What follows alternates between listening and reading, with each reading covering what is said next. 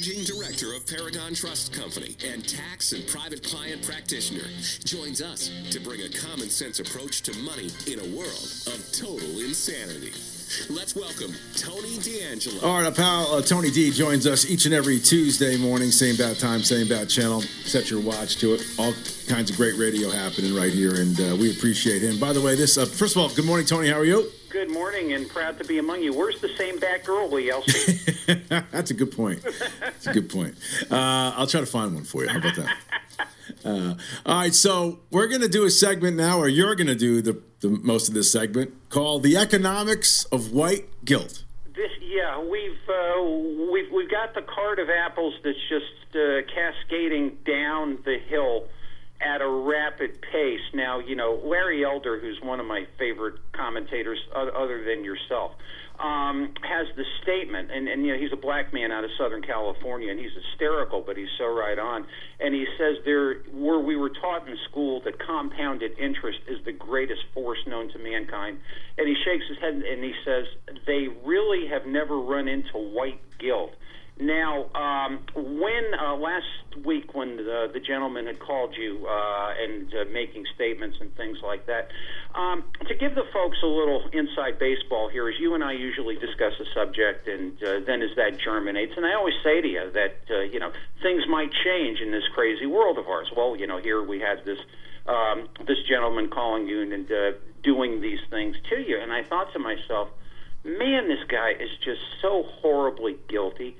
And the guilt that's in him, it's almost to the point where you've got to do God's service. You've got to, completely cause or try to cause the ruination of everybody who doesn't agree with you. But white guilt, and he's kind of, quote unquote, a sample of the whole thing, is a large part of the economics that we're going to be seeing under the Biden administration. And we're seeing it locally, and we'll get to that in a moment. But if you read the Biden-Sanders unity statement, in some circles known as the Biden-Sanders manifesto, and we had talked about this a month ago, the light is just going on with, media so-called. They mention we, as our leadoff runner, as our leadoff batter, we're going to start with H.R. 40. Now, that sounds, generic enough, but what's H.R. 40?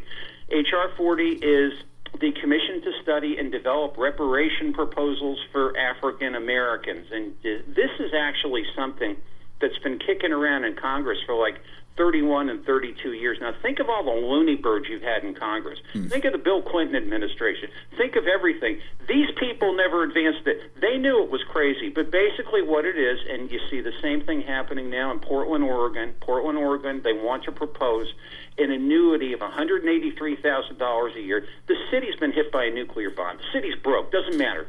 Every person traced back to slavery has to get $183,000 by way of an annuity because of the fact that if you read some of the language in the bill, the inhumanity of slavery, which of course it was humane, and northern complicity, and they're going where they are going on this for quote-unquote the deep pockets.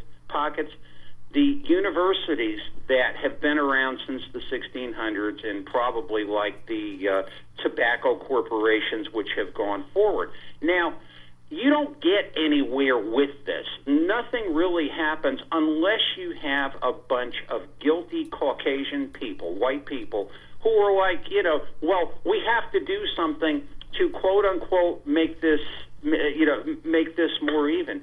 And it is, and where does the money come from? Well, guess what? Higher taxation, more programs, more this, more that, and this has got to be. We always talk about things politely being business unfriendly. This is just acid, because in a moral sense, it's like, well, I could tell you 10 things that happened to me. I was a kid during the affirmative action era where I couldn't get into a corporation because people of color did, because we have to bring the thing the other way. And I guess I could maybe just end it with this.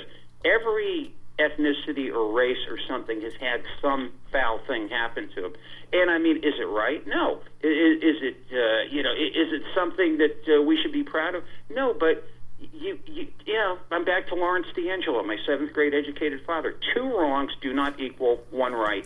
This is horribly wrong. It is fueled by white guilt. So, yesterday was Martin Luther King Day. Yeah. Yeah, and let me just say this. You think Martin Luther King would like to see children out of school on any day? No, I'm sure he would not. I'm sure he would not. A lot of people, right. But anyway, please continue. But, to accentuate your point, so Martin Luther King Day, I think Martin Luther King was a great man. I mean, again, a little before my time, but whenever I can, I will reference quotes that he had made. I'll play audio from him from time to time, play audio during, his day, yesterday for sure. Anyway, I got a message that says that all of the things that he happened to be for, one of the things that he happened to be for was he was a proponent of some kind of reparations. Blah, and there was a list of things, and maybe half of them would be against where I stand right now.